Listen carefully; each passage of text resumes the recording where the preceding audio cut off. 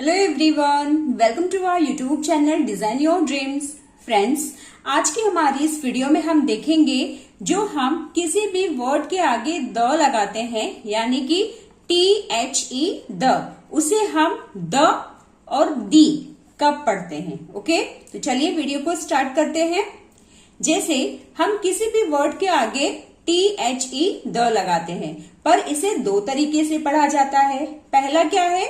The, THUH the हम पढ़ते हैं और इसी को हम दी भी पढ़ते हैं।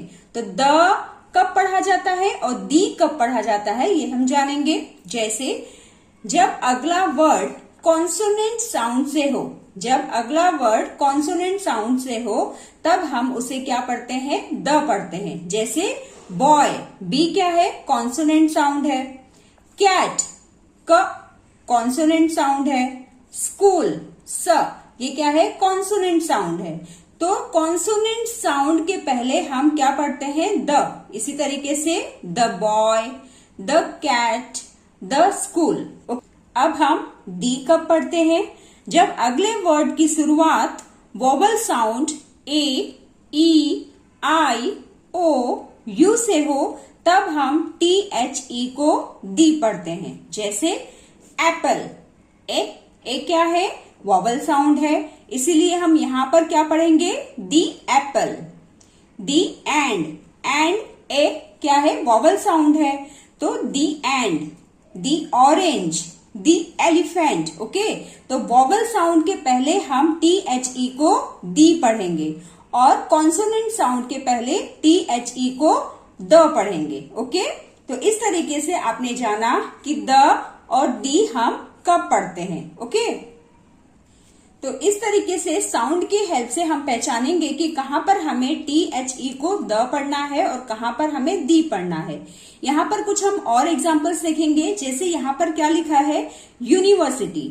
यूनिवर्सिटी जब हम बोल रहे हैं तो फर्स्ट साउंड क्या आ रहा है? य, यानी कि वाई का आ रहा है, जो कि एक कॉन्सोनेंट है।